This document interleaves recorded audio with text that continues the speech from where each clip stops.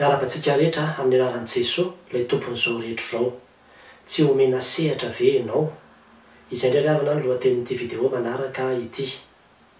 Tsy any amin'izao tontolo izao ihany ry havana no misy ny hoe chômeur, fa indrisy fa be dia be koa amin'izao fotoana izao ny mpanompon'Andriamanitra chômeur ao amin'ny fiangonana. Izany hoe manana certificat, manana diplôma samihafa amina asa fanompoana isan-karazany fa tsy miasa ao amin'ny fiangonana.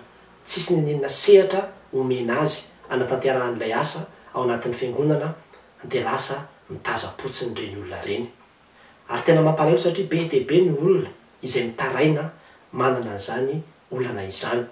Dia izay mahatonga ity vidéo ity, misy torohevitra roa reto izay omeko antsika mpiaino.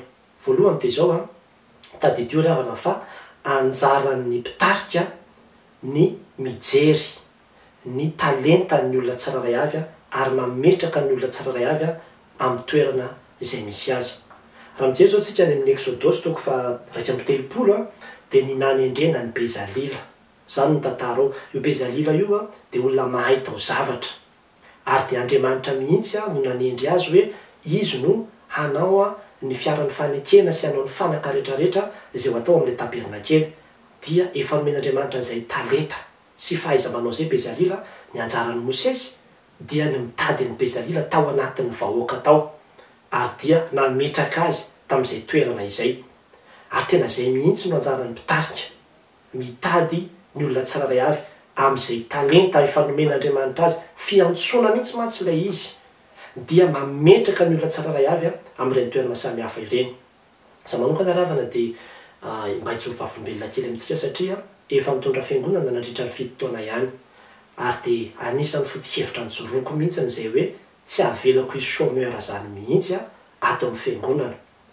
Tena angonina daholo ny kristiana hoe izavy aminareo ny mpitory teny, izavy ny katekista, izavy ny mpiandry, izavy ny evangelista, izavy ny missionnaire, izavy ny izao tadiavina daholo reny fa manampy be dia be amin'ny asa fitorina filazantsara reny olona reny. Dia tena omena sehatra, manao fivoriana mihitsy dia mametraka ao anatin'ny planinina mihitsy hoe amin'izao daty ianona mitory teny, amin'izao daty ianona manao an'izao, mitarika ny fampompivavahana, mandray anjara amin'ny lafy rehetrarehetra, tena mizara asa amin'izay rehetrarehetra azony mbola atao. Dia omena foana satria izay zavatra izay no niantson'Andriamanitra an'ilay olona, izay asa fanompoana izay no niantson'Andriamanitra ny olona. Ka raha ohatra ka dongitsika ho antsika rery ilay sehatra dia amin'izay fotoana izay mandatsika ny asa fanompoana izay niantson'Andriamanitra andreny olona samihafa ireny. Tsy vitan'ny olona ray ry havana ny asa fanompoana an'Andriamanitra ary izay mihitsy no mahatonga ny fanan'Andriamanitra. Raha jerevantsika any amin'ny Korintiana voalohany toko 2:12 dia mizara zany an'Andriamanitra ho samihafa mihitsy ny fanomezam-pahasoavana.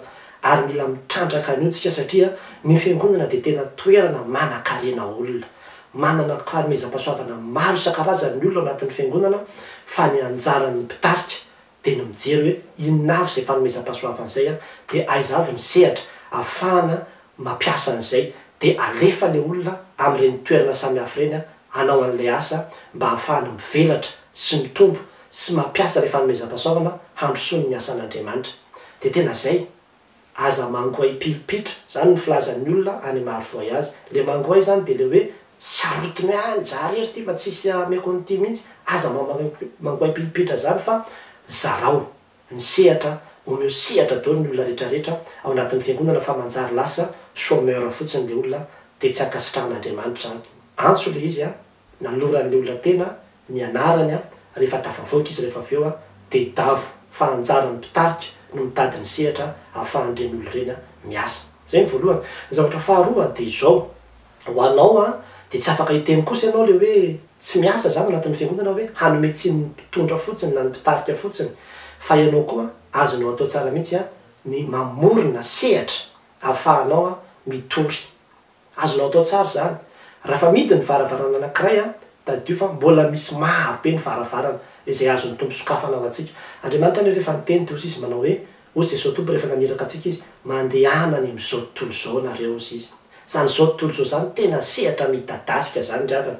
Ny fakapana mahazo antsika dia izao hoe eto amin'ilay sehatra anankiray eto tsika tsy mahazo toerana dia tonga tsika dia manao croiser les bras hoe za tsy mahavita intsony fa ataovy ara fa za zany tsy homenareo toerana. Eo mety mihidy ny varavarana fa amin'ny toerana hafa mbola mety misokatra. Dia izay hoe rehefa tsy niraisina atao le fanomezam-pahasoavana, le fahalalana, le zavatra zay anananao rehefa tsy bienvenu tao amin'ny toerana io a, de omeo amin'ny toerana hafa indray. Ary ny sehatra de malalaka be mihitsiny, na atao fotsiny ara hoe eo amin'ny fiainana andavanandro, amin'ny fiarahamonina, any amin'ny fiasana, eny amin'ny rehetrarehetra, amin'ny réseaux sociaux amin'izao fotoana izao de efa sehatra ngeza be, malalaka be, mbola tena azontsika trandrahana tsara, anaovana fitoriana filazana tsara. Ary malala olona de tahaka an'izany mihitsy a, nanana fahalalana samihafa izy, izay niezahany hoe mba ampita tao amin'le toerana zay nisy azy, fa tsy nomena sehatra mihitsy izy. De vokatry tsy fanomezana sehatra azy zay a, no nahatonga azy nitodika taminy hoe maninona moara raha ohatra ka ataoko amin'ny fitoriana amin'ny tambazotra tserasera indray le izy zany rehefa ohatra ka tsy misy sehatra ihany a amenay eto amin'ny toerana anankiray ity. De nataony a, ary dia mitombo be zay sehatra zany hoe mihoatra lavitra n'olona nieritreretiny azy. De tahaka an'izay mihitsy izy hoe raiso ho zavatra azo atao sakana mihitsiny zany a, izay le hoe tsy fisian'ny sehatra omenanao zay, fa ianao tena afaka mamorona sehatra tsara mihitsy. Na ataoko fotsiny aza hoe misy olona mahantra ao ambadiky ny tranonareo, de efa izay moa zany hoe ho ampiariko amin'ity olona ty zany a, ny fahalalana zay noratovako, ny mahazao anahy na ny mahazao anahy, de andeha anatona azy a, de efa asa fanompony zay.